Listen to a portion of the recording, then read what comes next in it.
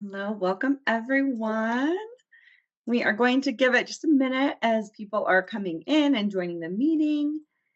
And as we are waiting, we always have a fun question to kick us off. And today's was started by Hardy. Hardy came up with this question, and I absolutely love it. So, since we're in the week of Halloween, we'd love to hear first where you're joining us from. It's always nice to see. And then, secondly, what is your favorite Halloween candy? And or if you're dressing up, what is your costume? So, we'd love to hear favorite Halloween candy and what you're dressing up as. If you are, if your kids are, your mom is, your dog is. What are the costumes? What are we going for? I feel like I've seen a lot of K-pop demon hunters, and maybe that's just my nieces. I'm very much in that in that field, so I'm getting a lot of those kinds of costumes. Um, I may dress up as Colonial slash Hamilton. Do some fun videos, some fun TikTok content. M&Ms and Kit Kats, yes, these are great candies. I am definitely a Twix kind of gal. Snickers, Excellent. Snickers, Snickers, that's a Snickers solid bites. choice. Yeah. Yeah. Andy corn, I knew it would come. I was wondering who would be the first to say. Super mom, I love that as your costume. I feel like you're already super mom, Brandy. Candy corn for the win. Love. I feel like we need to get a poll going in here. Are you pro or anti? People have very strong feelings. More Snickers, anything chocolate. Really, you can't go wrong. Spidey and Friends. Oh, so cute. Oh, love to see it.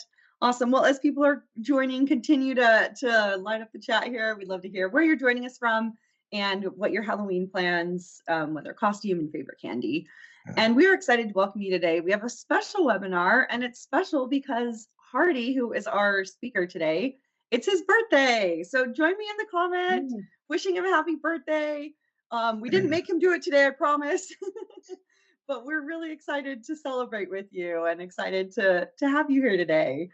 And the topic for today's webinar is going to be success tips for leading volunteers.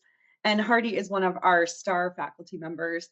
And for those that are joining, if you are in the Institute community, you may know Institute is a CAE and a CCE approved provider. So that means that being on this webinar live today does qualify you for 1 hour of CAE credit and 1 point of CCE credit. And you do have to be present on the webinar today. If you're watching the recording later, unfortunately, that doesn't qualify.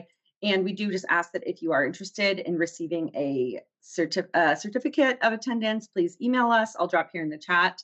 And then as a reminder, both the recording of the webinar and the presentation materials will be after the webinar on our IOM webinars page. So I'm just going to put here in the chat the email to send us to if you would like at the end of the webinar a certificate. And with that, we will go ahead and introduce Hardy, our speaker. So Hardy Smith, IOM. He recently completed his IOM, which was incredible to see as a faculty member going through the program. That was the first time I've seen that. So I thought that was really neat. And he is the author of an Amazon best-selling book, Stop the Nonprofit Board Blame Game. As a consultant and executive coach and speaker, he works with associations and chambers and nonprofits who want to benefit from a positive, productive, and fully engaged board. His professional affiliations include ASAE, Association of Fundraising Professionals, National Speakers Association, ACCE, Florida Society of Association Executives, and BoardSource. So he's very well connected, well networked, a great resource. And you can learn more about Hardy on his website, which I'm also going to put here in the chat. And with that, I'm going to turn it over to Hardy to kick off today's webinar. Thank you, Cece, and of course, thank you to the Institute and the U.S. Chamber for making this webinar possible. I think probably dealing with volunteers is one of the top pain points of anyone in the chamber business, nonprofit world, or our association professionals. Any and everyone who has ever worked with volunteers knows that volunteers can either be your secret sauce for success or they can be just a real pain in the you know what to work with. Well, today you're going to get 5 success tips for successfully working with volunteers. And I invite you to use the chat. Cece will be helping me monitor the chat, and let's have a engaged dialogue. So if you have a specific question that you would like to have go a little bit deeper on, feel free to uh, add that to the chat, and we'll certainly work you into the conversation. So thank you for doing that. Success tip number one for working with volunteers is to work with a plan. And I'd like to ask who in our audience today, if you would share in the chat, just yes or no, do you have a formal written plan for your use of volunteers? Just a quick yes or no. Okay. We'll take just a quick minute. Okay. Some no's, some yeses. Okay. Thank you for those that are sharing. All right. Robert emphasizes no. Okay. Good for you, Suzanne. All right, good, good, Amy. So is the responses, uh-oh, I don't know, probably means you don't have one. I'm just gonna guess. Need to review it. Yeah, that's good. All right. No, and an exclamation mark from Megan. Um, well, let's take a look at um, why would having a plan make a difference? You know, and I get it, Hardy. Look, we're busy. We're trying to run chambers. We're trying to run associations. We're running nonprofits, and we just don't have a whole lot of time uh, doing extra things like planning, especially planning for the use of volunteers. We know what we want. We always do the same thing every year, and that never changes. Well, I'm going to suggest to you with a little hearty tough love here today, and there'll be a few tough love nuggets as we go. You're really putting your organization at risk, just depending on the level of importance that you place with the use of volunteers. So, what? Why would this make a difference? Well, we know what the difference a good strategic plan makes. Saves time, saves money, solves problems in advance. We know all the benefits of having a good action plan, a good strategic plan. I'm going to share with you. You get the same type benefits from a volunteer a program plan. And so, what's are some quick hitters on what a plan should include?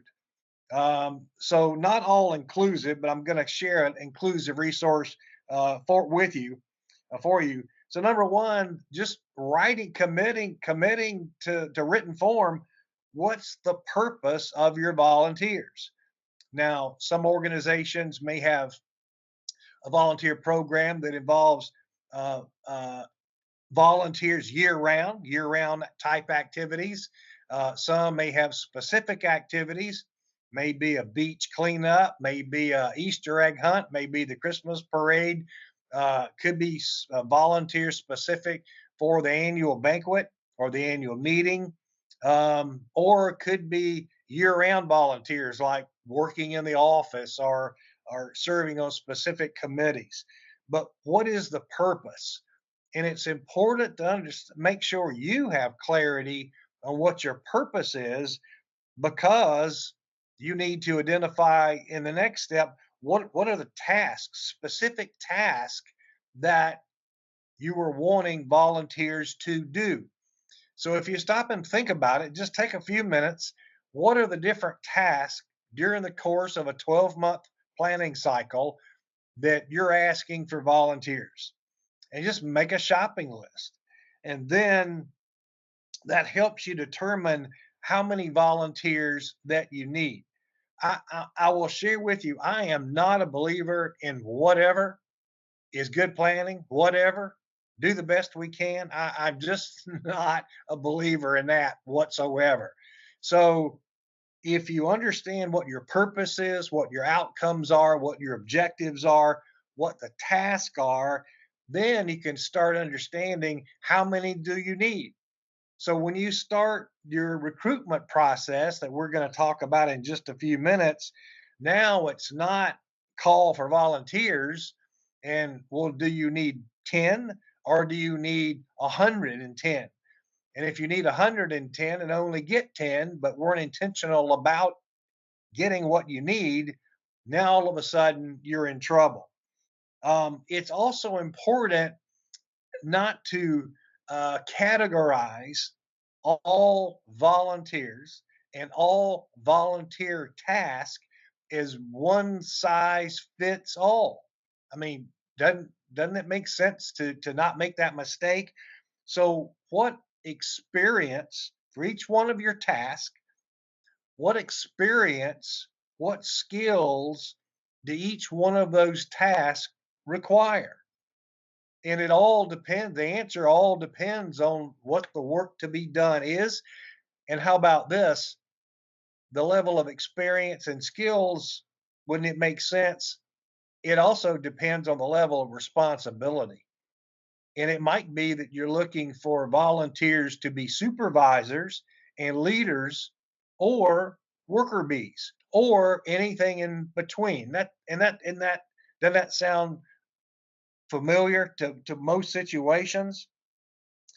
Another thing about a good volunteer program plan is probably the best lesson I ever received working my 30 years in the world of NASCAR, NASCAR world.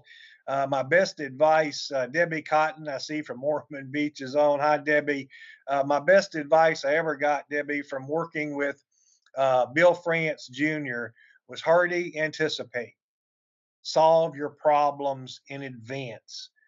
So when you're planning out your use of volunteers, what are the potential challenges? What are the potential problems that could be faced with using volunteers? You know, what comes to your mind? If you're in the audience today, what comes to your mind? Some of the potential problems. Maybe they don't show up. Okay. Well, what they don't show up. You're exactly right, Tasha. So what's your answer for that? How can you anticipate that? There's a history of your volunteers not showing up. So what's your workaround? And you don't wait until event time or work time to just see if they're going to make it or not. Why assume that? So increase your odds of success. Um, there could be a misunderstanding of what roles and responsibilities are. So what's the answer for that? Making sure you have extremely good onboarding, training processes, and making sure they're prepared. And Debbie, you're so right. They don't know what they don't know. They can't do what they don't know how to do. So always having backups, Susan, that is great. Um, so a plan also allows for evaluation. So for those in our group today who are more intentional with the use of their volunteers and have a working plan at the end of your event or at the end of your volunteer participation cycle, if you will, are you taking time to internally, number one, evaluate the success of this particular group, a particular group of volunteers, and are you having conversations with your volunteers, like an evaluation? Oh, are you serious, Hardy? You mean you actually can evaluate performance of a volunteer? Well, I mean, doesn't that make sense? If they were doing a great job, don't they need to know they were doing a great job? And if they weren't, don't they need to know how they can improve? So the things that you would do with your employees, with your staff members, absolutely you can do with your volunteers, and making sure that they are on the right page and getting the job done. And I've got a document that a template, a volunteer plan template that I've prepared for you, CC. So just when it's convenient, if you would drop that in the chat, I would encourage everyone. This is a working template. Download it, print it out, and you can use this to give yourself a head start for creating a good volunteer plan. So we've had some great comments so far, CC, in the chat about working with a plan. Are there any questions about the structure of a volunteer plan right now that anyone might have? Anything to try to cover at this point? So I haven't seen any questions yet, but yeah, if anybody does have questions, please feel free. This is a great time to drop those in the chat and we'll get those answered. All right, tremendous. Thank you. Success action tip number 2. And this is one that really piques my interest. And the action tip number 2 is recognizing trends affecting volunteerism. And I did not, I should have, I apologize. I should have had a note as a resource to drop into the chat. But let me highly recommend the book Bowling Alone.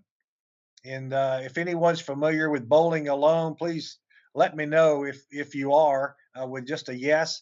But Bowling Alone, written by Dr. Robert Putnam, is considered the definitive work on volunteering and social engagement and joining from a membership standpoint of in the United States. And the bottom line here is, I'm not going to give you the whole book, but the bottom line of Dr. Putnam's book, which to me I found very fascinating, is that organized joining, if you will, and volunteering in this country began in around 1880, 1890, and that it grew very rapidly. Oh, thank you so very much, Cece. It grew very rapidly up until the early 1960s. Organizations that we now know today were being organized and formed, and people were joining, getting involved, volunteering, and that was the height of it. Well, when it hit after it hit the peak in the early 1960s, according to all the research and data that Dr. Putnam provides, says that volunteering and joining and social engagement started declining in the mid 1960s and is still on a decline. And I know there are exceptions to the rule. There are pockets where volunteering is extremely robust. I usually get into trouble when I share this, but there are pockets of very successful neighborhoods, communities, regions. There are organizations that are extremely successful. They're beating the trend of a loss of members. But this whole trend affects everything from associations to chambers of commerce to nonprofit organizations. It's civic clubs, it's PTAs, it's everything. The reason I share this is that it just makes it harder. And you need to understand this as a key underlying foundational trend. You need to understand that if you want volunteers, if you are trying to recruit members, the question is, how bad do you want them? And what's the work? Just understand there's a fact out there that's influencing your ability to be successful, and you just have to have a plan to overcome it. So that's a trend that's still affecting us today. Here's some other trends, and all of these are evolving, real time involvement, evolving. Um, but individuals who are wanting to volunteer are starting to look more now for flexible opportunities, volunteering via remote opportunities, working remote, doing something, whatever the experience is, it's done via remote, and also hybrid volunteering, where there's a combination of in person and a combination of online, remote, all blended together. So all of that is evolving. Um, Another trend is that of micro volunteering, and where individuals are not are showing not really so much interested in signing up for a continuous activity, but micro volunteering where they can come in, participate, have an impact, feel like they made a difference, and then they're done. And then they go home. And they might come back for the same activity again next year, or occasionally drop in and out during the course of a year. But signing up for anything continuous means commitment. And that also means time commitment, and people are becoming more and more reluctant for that. Um, Another thing that is definitely a trend that we're seeing in the world of volunteerism is that motivation is shifting. And by that, I mean why people volunteer. At one time, maybe uh, 30 years ago, 40, 50 years ago, 100 years ago, when all this really was getting started formally, you volunteered because you felt like it was a duty. You certainly, I know our chamber friends know they've heard the stories of several generations back of family owned businesses. Well, certainly great granddad joined the Chamber of Commerce. That was an obligation. That was a duty. And then great grand did. And then, of course, dad did. Well, now the next, what is that, fourth or fifth generation? Well, not so sure about that chamber thing anymore. I really don't know. But the point is, the motivations are changing. Um, Individuals are looking to volunteer now to achieve a purpose, and it may or may not be your purpose. Uh, but it's important to understand, and we're going to talk about understanding their why in just a bit. But they have a purpose they're wanting to achieve. Their individuals are looking for personal growth and development opportunities. Are they going to get, especially in the younger generations in the volunteer pipeline, are they going to pick up some experiences and skills that will help them in advance their career? Also, networking opportunities are becoming more and more important, and the experience. What experience not only are they having, but what experience are they gaining by their volunteering involvement? So these are really quick trends to give thought to, keep in mind as you when you're recruiting, when you're establishing your volunteer program. And let's really take a look at. So those are some quick influencers, and now let's take a look at maybe the biggest one, and that's the continuing shift in generational breakdown. Um, as you can see on this quick graphic, by 2030, seniors who have been such loyal, dedicated volunteers, well, probably not going to be very much of a big percentage in our volunteer pool. Again, certain parts of the country may be heavier on seniors than younger groups, younger generations. So that's my caveat. Take all of this with a grain of salt. The baby boomers, even though we're still rocking, having birthdays today, happy birthday, me. Our numbers are starting to decline. in the workforce, and that translates into volunteering.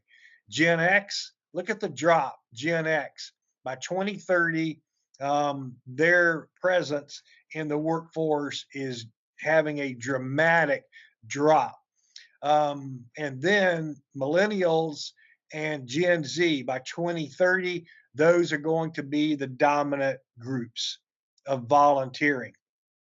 And there is a very basic marketing principle that you need to, the earliest possible opportunity you have for influencing your future customers translate into volunteers, the better.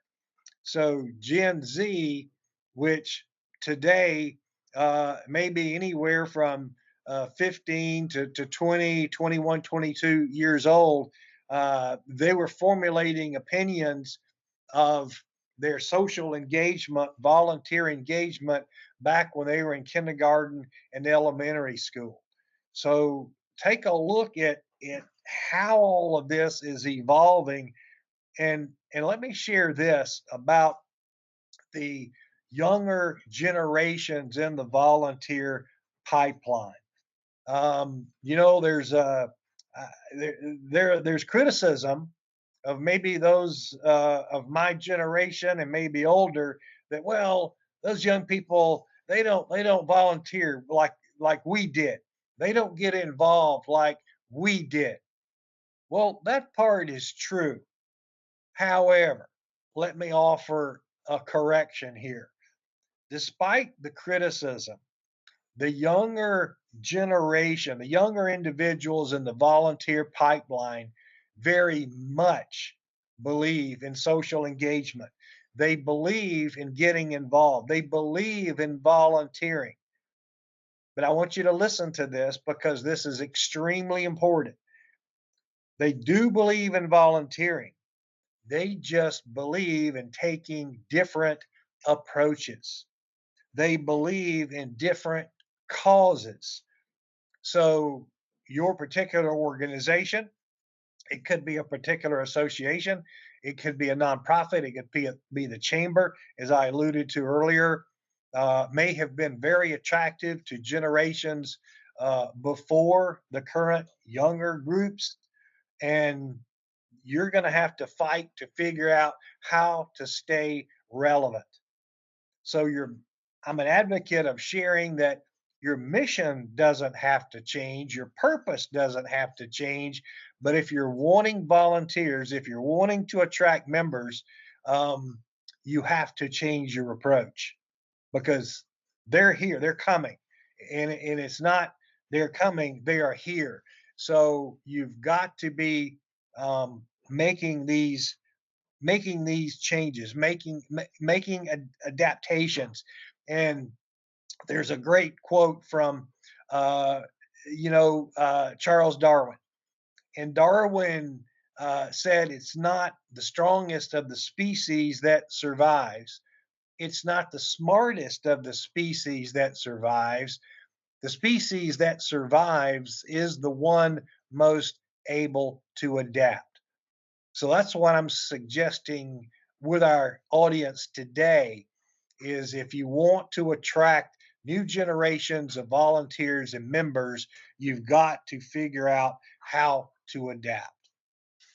So, CC, is this, and for everyone, is this being helpful? Or maybe are you have questions about um, the trends that you'd like to ask in the chat, or maybe are you seeing some different trends that I haven't shared today?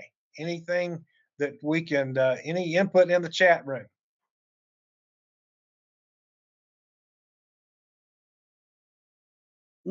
So just some comments. There was one, just to kind of reiterate some of the comments from the previous discussion or question. There was a comment by Prince that we always wanted to be aware of volunteer burnout, especially in the giving season, and wanted to share that, let's see, we need to be aware of volunteer burnout, especially, in the given season, and we're going into incentives was one comment. And let me And I've just got elevate both of some. those. I've got some helpful tips for both of those coming up. Stay tuned. Yeah, excellent. And let's see. Are there particular fields or segments that you see people interested in more than others? So arts, chambers, fundraising orgs, and then we'll go to the next question. Environmental, anything environmental related, is a growing, especially for Gen Z. That's attracting a lot of interest that maybe in earlier older generations were not so much interested in, and all of it changes, all of it shifts. Excellent.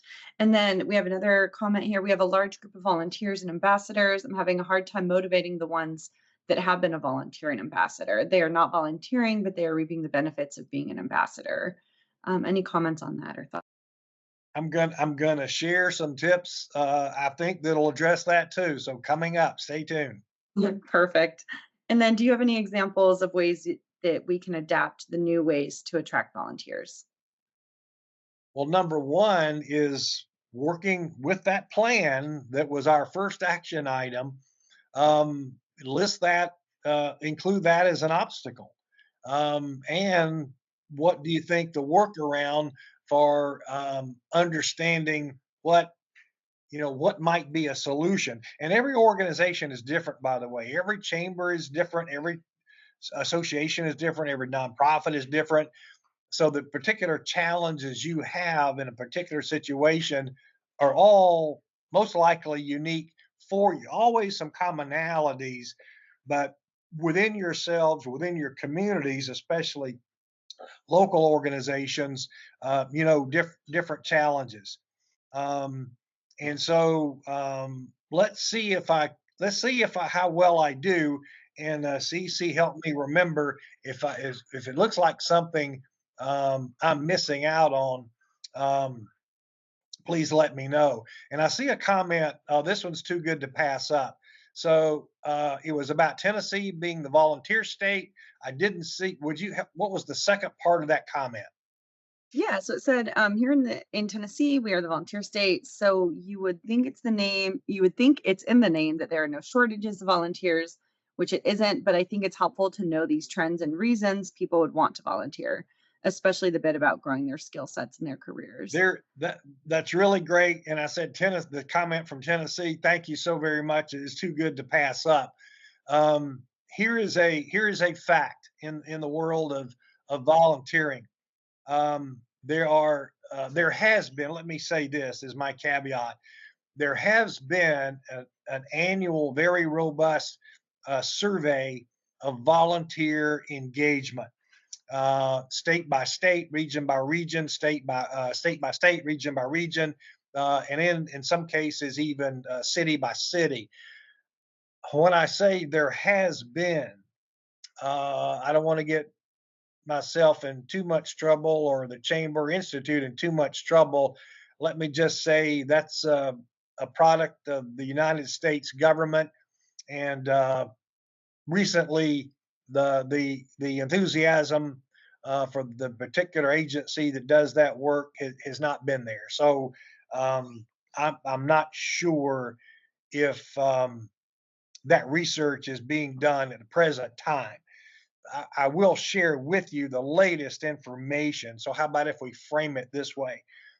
The latest information, when you look at and it was AmeriCorps is the organization um, that had that in its wheelhouse, the volunteer survey.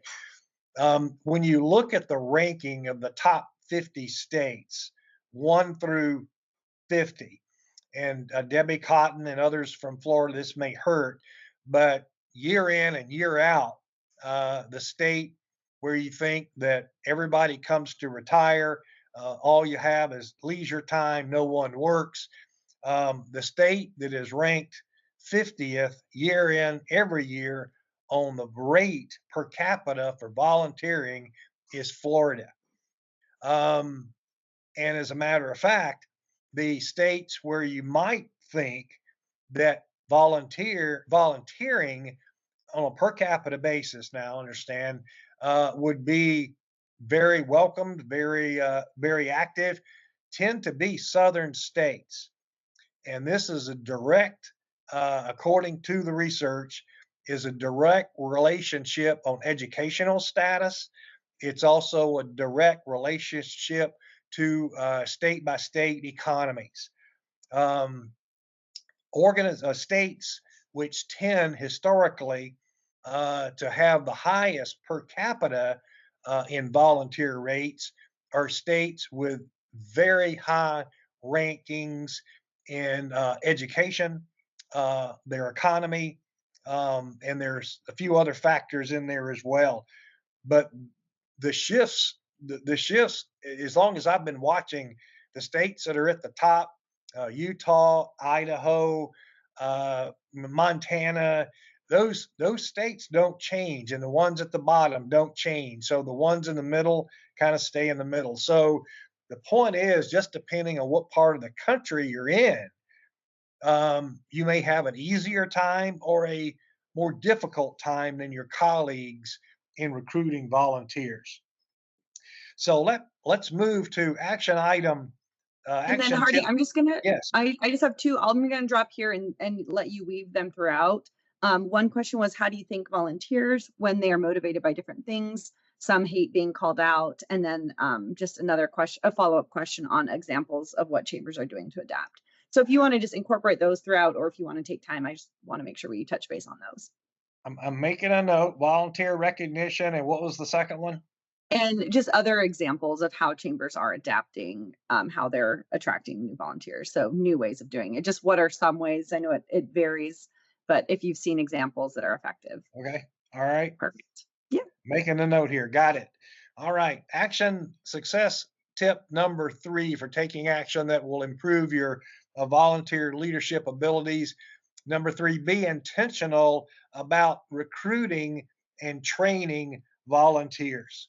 So definitely tying in to the use of a well developed written volunteer program plan.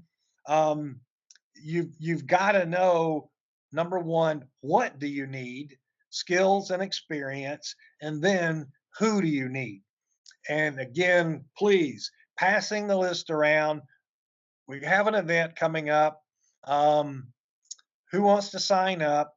That just, in my experience, really doesn't work. If it does work for you, more power to you. But you've really got to go after the numbers and the people that you want. More time on the front end. Yes, I understand that. And you're all very busy professionals. I got it. More time on the front end pays off on the back end, because what is the world of volunteering? It's rinse and repeat. And you recruit, you train, and then you're having to replace. So um, that seems to be the situation that we're all faced in. Recruit for the task to be done. Not everyone will fit even though they may be willing volunteers, not everyone is going to fit every single task that you have. Another tip on being intentional about recruiting is recruit from referrals. And so, in other words, you have existing volunteers, ask them if they're having a great time, they're having fun, feel like they're making a difference, having an impact. Wouldn't it make sense to ask them, well, who might your friends be that might like to share this experience with you? And what does that do? What extra benefit does that do for you? The first thing, you buy a new home, you buy a new car, you buy a new insurance policy. What do those salespeople ask you? First thing, it's 101 in sales. Well, do you know someone else who might like this just like you do? Well, if you already know who that extra friend is, number one, you know them well enough that the person you're asking knows them well enough. They're pre-qualified. The person you're asking already knows their friend will like the same things they do. And the newest recruited person has a connection. They know someone. So they're not coming in blind, having to meet people. They already have a friend. Does that make sense? I can promise you that will produce results for you in being intentional. Being intentional about training. Um, and when do you think this might start? Um, get clarity and acceptance, underlying acceptance on what the expectations are.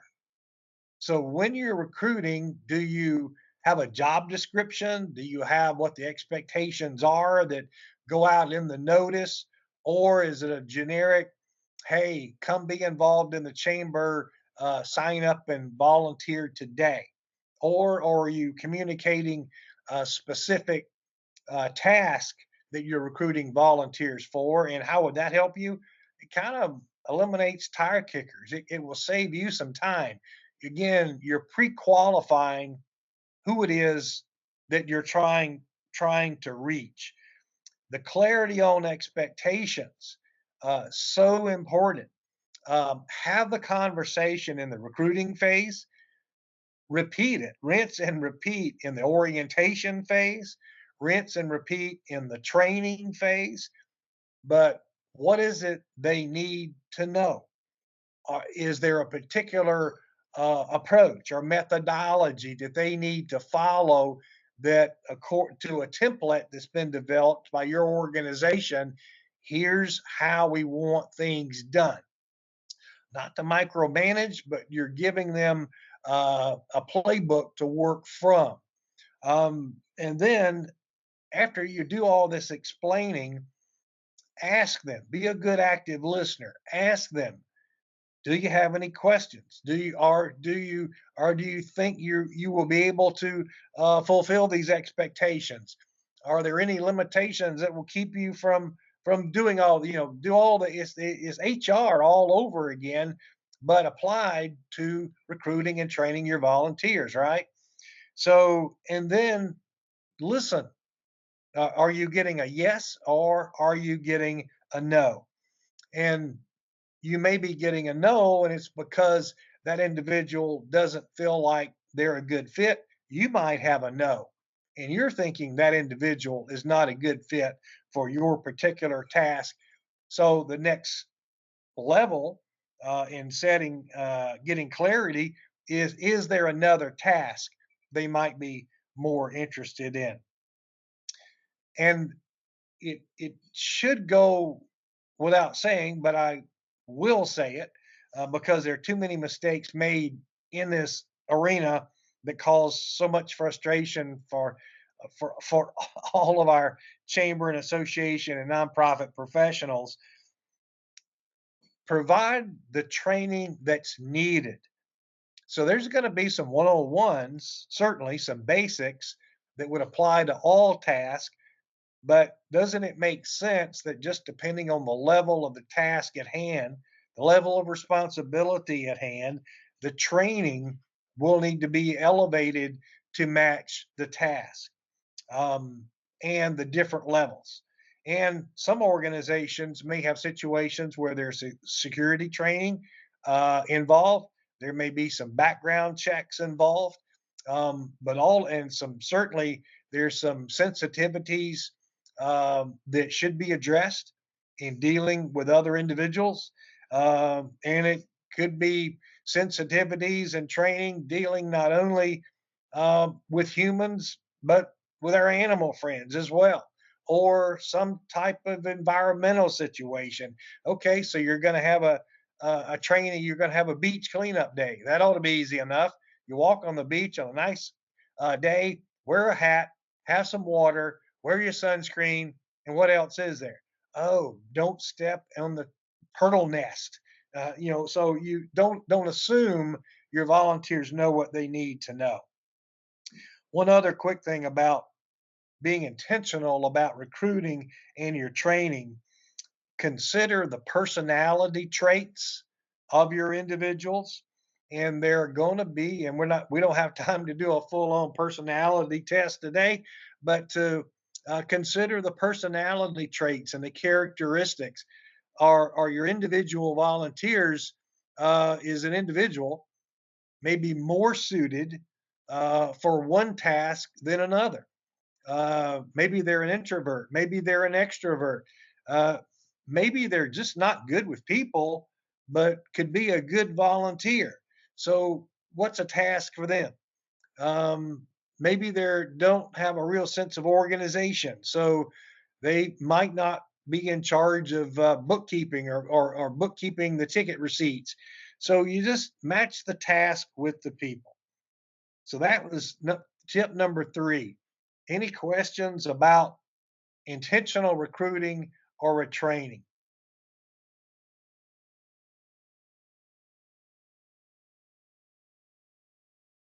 I'm not seeing any pop up in the chat, so we'll move quickly to tip number 4: create a positive volunteer experience. And this is the area where I said, hang on, I think we're gonna get to some of the questions.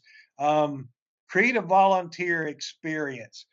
This leads directly to good retention.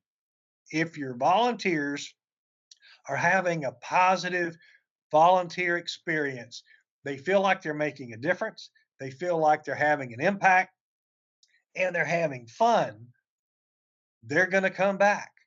So now all of a sudden, that whole cycle of recruit, train, and replace starts shifting toward recruit, train, and retain. And wouldn't that be a whole lot better?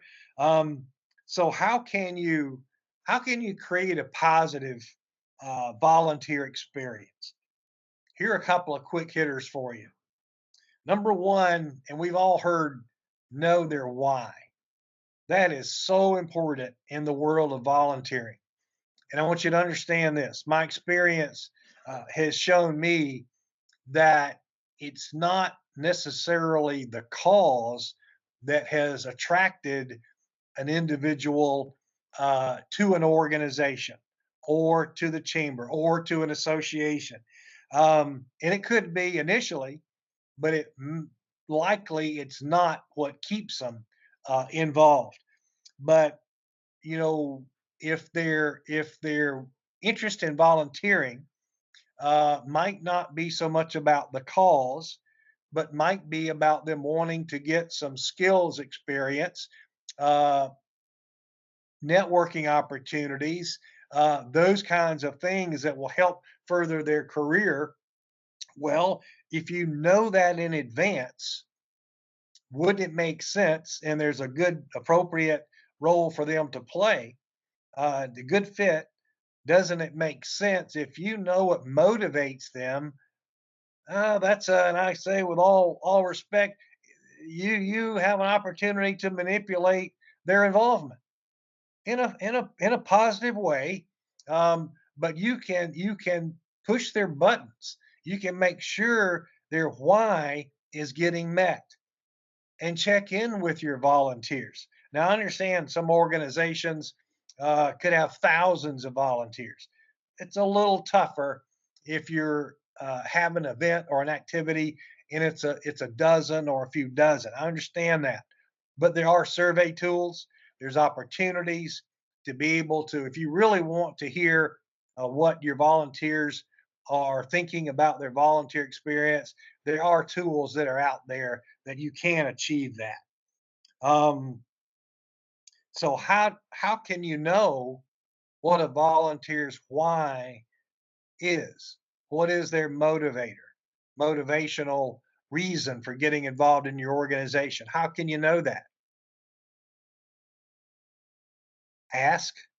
Just simply ask. In the recruiting phase and the orientation phase, uh, ask. Just continue to ask. And that will give you an opportunity to make sure not only that the positive volunteer experience is happening, it will help you evaluate their participation. It will help you evaluate whether or not they're in the right place or not. Um, knowing their why helps you create opportunities for developing connections within the circle of volunteers. So there may be others who share similar interests, similar motivations. Well, wouldn't it make sense to get them introduced? Well, because those are going to be natural connections, natural friendships will develop. And that's one of the reasons why volunteers will keep coming back. Remember this: personal connections and relationships equals retention. One of the most important uh, essential elements of creating a positive volunteer experience, and this was alluded to earlier, is showing appreciation. Thank yous are the paydays for volunteers. Now, that might not be in the why that they communicate outwardly, verbally up front. I'm volunteering because I want to be appreciated. It may be, in fact, why they are volunteering. They just don't share that. But unfortunately, individuals quite often don't get shown appreciation at home, don't get shown appreciation for all the work they do at home. Uh, they don't get shown appreciation or given thank yous for the hard work they do in the workplace. But their place of volunteering is where they can get that appreciation and pay attention. So when you are acknowledging someone's contributions and their positive performance, see how they react and pay attention to that. And also, you don't have to wait for the annual volunteer appreciation banquet and give out one volunteer of the year plaque, because you probably just have one of those. Well, if you've got a number of volunteers, just a simple thank you, verbal thank you at an event is big. At the next meeting is big. A text message is big. An email is big. A photo on your social media platform is big. A mention in your newsletter is big. So all of those things are very simple. It takes just a little time to show appreciation, but makes all the difference in the world. And it is important, and I think someone was maybe alluding to this earlier. We don't have enough time to get totally into the ways to appropriately show appreciation, but understand this: with different personalities, some individuals may appreciate public appreciation. Some may just get turned off by public shows of affection and appreciation, and you have to understand, do it quietly, because making a big deal out of someone being an outstanding volunteer might in fact turn them off. And that gets into a whole lot of personality assessment, excuse me. But that's part of leading volunteers, is knowing who you have. All right. Let's make sure that we're finishing strong and we're creating a good volunteer positive experience. The fifth and final success tip for leading volunteers is avoiding volunteer management mistakes. So let's go real quickly to make sure we have room for taking questions at the end. Number one, treating volunteers as free help. They're not. They're not free employees. They're not free labor. Respect them for the individuals that they are. Another mistake is, we've covered it, but just to reinforce it, having poor role definition and onboarding practices. A lack of ongoing communication and feedback. And it's not about more emails, it's about effective communication. So, are you communicating effectively with your volunteers? Are you communicating? And remember, different generational groups have different communication preferences. And every volunteer that you have has a different communication preference. So, are you paying attention to the different styles of how your volunteers choose to be communicated with and prefer to be communicated with? Oh, here's one of my favorites. Big mistake, delegating and forgetting. Write this down. Working with volunteers, you will get what you follow up on. Not having a contact database seems to be like a no brainer. It's amazing that how many organizations who use volunteers do not track the volunteers, don't have a database, have no idea who the volunteers were that helped man the golf tournament from one year to the next. And every single year they're starting all over. What a nightmare. Unfortunately, it happens all too often. This was mentioned earlier, and let me reinforce this on burnout: the mistake of overloading an overeager volunteer. You're not doing anyone any favors. You're not doing the volunteer any favors. You're not doing yourself any favors just because it's easier to say, yes, here's another task to the person that keeps asking for more and more and more. You're just signing them up for burnout. It's going to happen. And as a matter of fact, you make things worse because one person's doing all the work. You could have engaged several others. And so you're missing an engagement opportunity. Oh my goodness. Here's one of the big ones. Big mistake in the world of working with volunteers: not having staff buy-in. Oh, so you went to the you went to the ACCE conference, right? I see you nodding your head. Yeah, yeah, you were there. I remember, and you were in that session about how to lead volunteers and get more done and save time, be more efficient in your chamber. Yep, yep, that was you. And you come back home and tell you share with your staff, hey, great. Well, I heard this great program at ACCE or ASAE, and we're gonna launch a new volunteer program. And what do you get? Staff eyes are rolling. They're upset. Why didn't the executive director, the CEO, talk with me first? Great. Now I have to do my job and the job of somebody else. And that happens all too often. It's just easier to let me do it myself. So if you have an idea about using volunteers, incorporating a volunteer plan, get your staff involved. Almost the same mistake, very similar, having a volunteer program and not designating a staff member to be responsible for the implementation of your volunteer program and the volunteer management. Last mistake, forgetting that your board members are volunteers too, and not treating your board members and using all of these success tips with your board members like you would all of your other volunteers. So, real quickly, those are 5 success tips for working with volunteers, along with mistakes to avoid. And if you will apply these 5 tips, I can promise you will create the success you want for leading volunteers. So, are there any other questions that we have time for, or something that we haven't covered that we can get in before the shot clock goes off?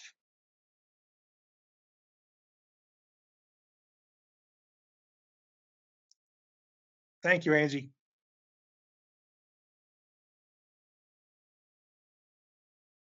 Excellent. As if you do have questions, we invite you to drop those in the chat. And really, Hardy, we wanted just to thank you again so much. I feel like I learned a lot. I'm taking notes over here, and I think it's been very helpful. It's great to see the engagement here in the comments and in the chat. And just as a reminder, as we are wrapping up, if you do have questions, please put those in the chat, and we'll give you a moment. But just as a reminder, if you were on the webinar today, you are able to request a certificate. You do need to email us, so please don't put it in the chat. That you won't get a certificate if you ask for it in the chat. You do need to email us just so we can keep up with that. And if you can email us at iom@uschamber.com, I'm dropping that here in the chat. And there will be a recording of this session, this webinar, as well as the materials on the IOM webinars page. We do have a question here, Hardy. Do you think it's appropriate, if worded properly, to create a sort of poll on Google Forms to get feedback from our different communities? Just checking the temperature on them. I think it's totally appropriate. And let me share a virtual high five. I couldn't tell who asked it, but virtual high five to you. Yes, all of the tools that are available at your disposal, all the different information collecting platforms. Those are all out there. So use those totally. And then there was comment, I love the reminder that each generation communicates differently, which I agree. I think that's a really great reminder of everyone, reacts differently, appreciates, appreciation differently. Some, the question earlier of how do you thank somebody? Not everyone has the same communication style, preferences on how to be reached, how to be communicated, how to be celebrated. Excellent. Well, I don't see any other questions. So, Hardy, happy birthday from all of us to you. Thank you so much for taking the time today to share your knowledge with the Institute community. And we hope everyone has a great week and a great Halloween. Thank you, everyone. Thank you, Cece. Thank you. Have a great day. Bye bye.